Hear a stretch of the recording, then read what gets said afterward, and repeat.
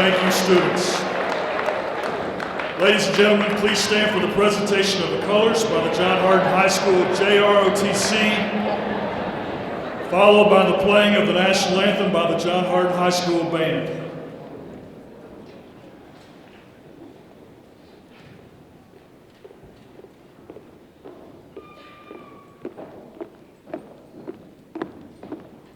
March time. March. One march. Halt. Left turn. March. Forward. March.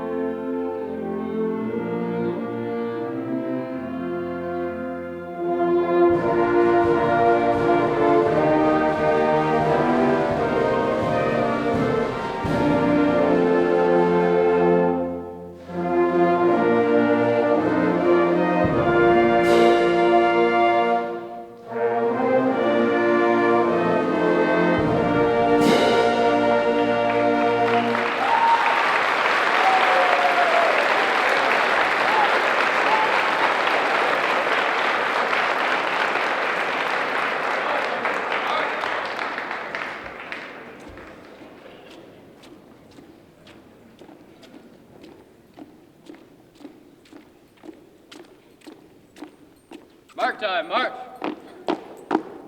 Color guard, halt.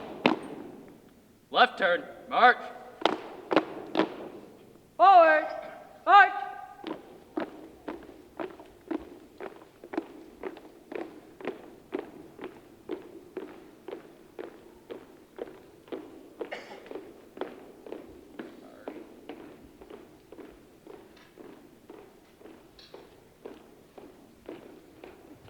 Please be seated.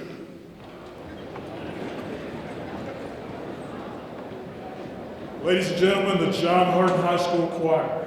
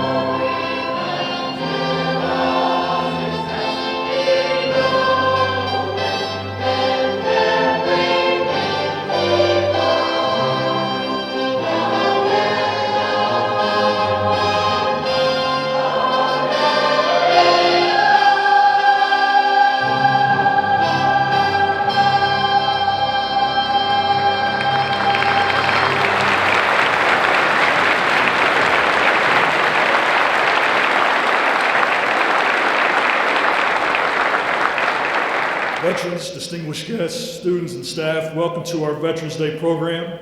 Veterans and those who are still currently serving our country, thank you for allowing our John Hardin family to honor you on this national holiday. Not only does the John Hardin High School staff wish to honor you today, we also want to take this opportunity to teach our students about service and respect. Students, in front of you are men and women who have sacrificed time, effort, and in some cases, their health to protect our country as well as those in the world who are unable to defend themselves. Here at John Hardin, we often talk about the word respect. Students and staff, let's agree here this morning that we, both individually and as a school, will do what we can when the opportunity presents itself to always show the utmost respect for our veterans. At this time, John Hardin High School JROTC Battalion Executive Officer Thomas Greer Jr. is going to describe the symbolism of the prisoner of war and missing in action table.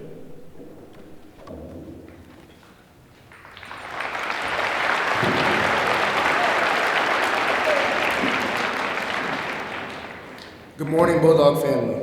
I would like to draw everyone's attention to the table located to my right. This is our prisoners of war and missing in action table. The tradition of setting a separate table in honor of our prisoners of war and missing members of the armed forces has been in place since the end of the Vietnam War. The manner in which this table is decorated is full of special symbols to help us remember our brothers and sisters in arms. The POW table is smaller than the others, symbolizing the frailty of one prisoner alone against his or her oppressors. This table is separate from the others and can be set for 1-to-4 place settings to represent each service participating in the event. The white tablecloth draped over the table represents the purity of their response to our country's call to arms. The empty chair depicts an unknown face representing no specific soldier, sailor, airman, or Marine, but all who are not with us. The table itself is round to show that our concern for them is everlasting. On the plate there lies a slice of lemon and a pinch of salt. The slice of lemon lies on the plate to remind us of the bitter fate of those captured and missing in a foreign land. The pinch of salt upon the plate symbolizes the tears endured by those missing and their families who seek answers. Cadet Major Taylor Yates is inverting the glass upon the table. This inverted glass is symbolic of the prisoner of war's and missing in action's inability to share this day with us.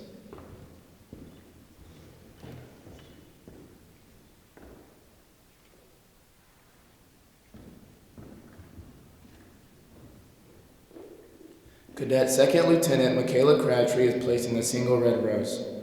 This rose reminds us of their families and loved ones. The red ribbon wrapped around the rose represents the love of our country, which inspired them to answer the nation's call.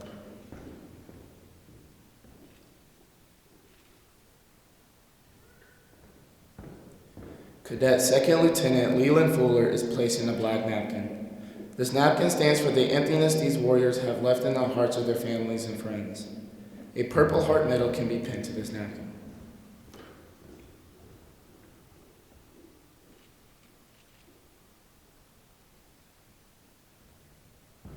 Cadet Second Lieutenant Bradley Prawl is prominently placing the Bible. This Bible represents faith in a higher power and the pledge to our country, founded as one nation under God.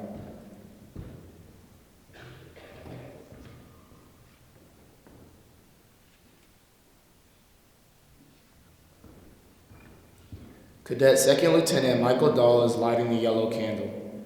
This candle and its yellow ribbon is reminiscent of the light of hope which lives in our hearts to illuminate their way home, away from their captors, to the open arms of a grateful nation.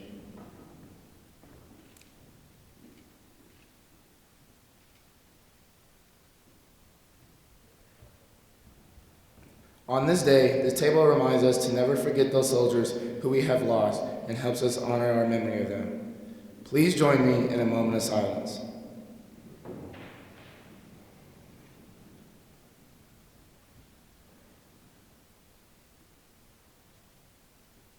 Thank you.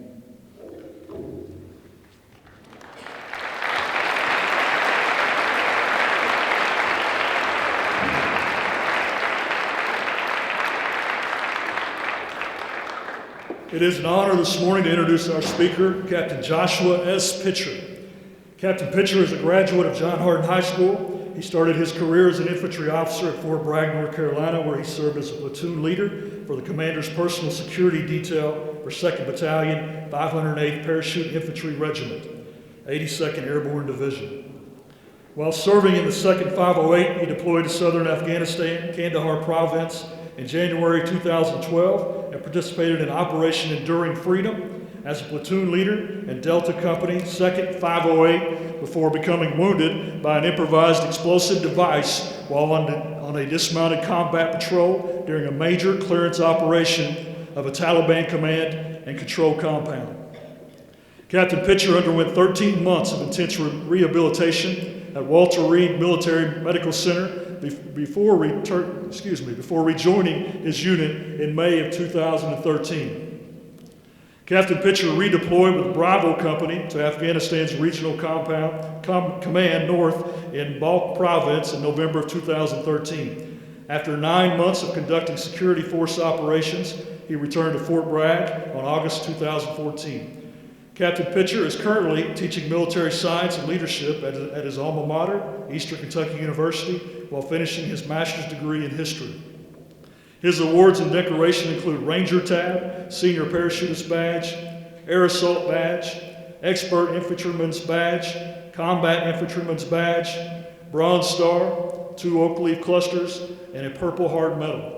Students and staff, please give a warm John Hardin welcome to one of our own, Captain Josh Pitcher.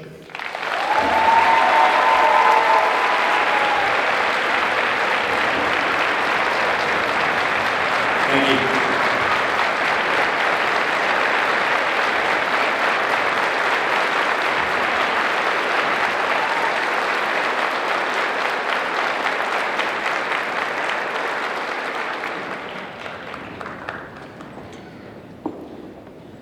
So I'm not the best public speaker, so I'll keep it pretty brief for y'all. I know you guys want to go to lunch.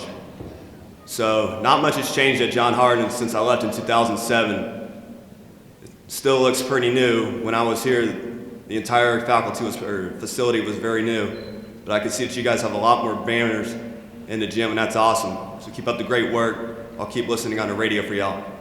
So thank you, Sergeant Major, faculty, students, friends, and family for inviting me out here to talk with y'all today. It really means a lot to be back here among the John Hardin Bulldogs. So I was asked to talk about service, respect, duty, and honor, and to thank our veterans today. Veterans that served, students that want to serve, and that may serve. Thank you very much for choosing to make that decision, especially during times of war. I know we greatly appreciate it and your sacrifices made. Can we give one round of applause to our veterans real quick?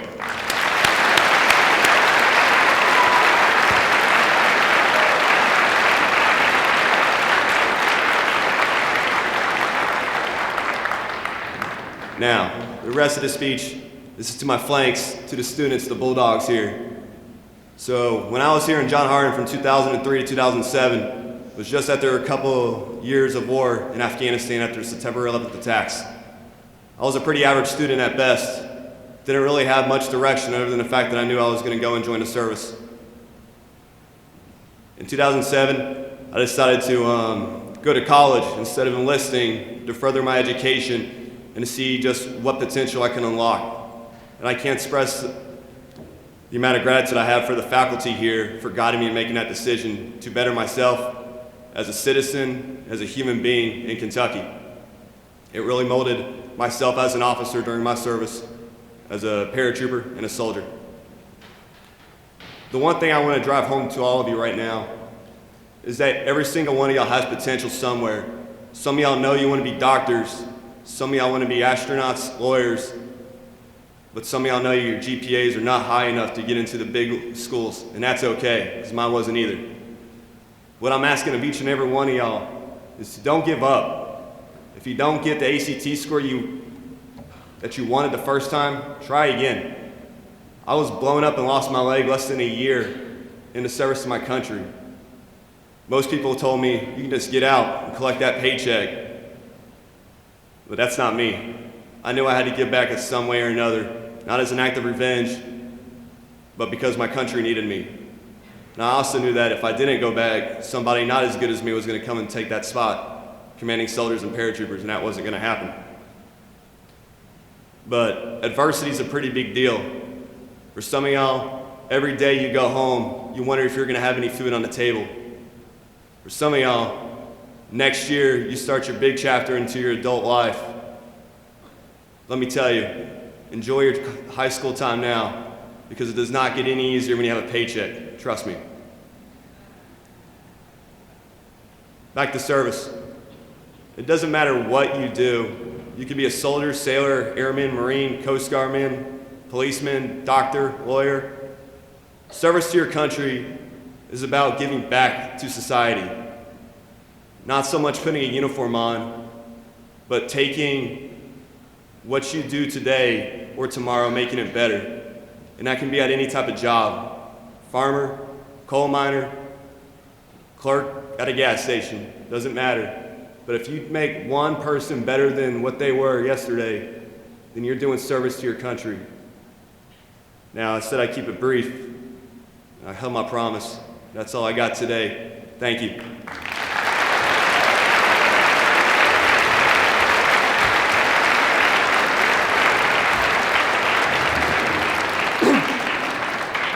Thank you, Captain Pitcher.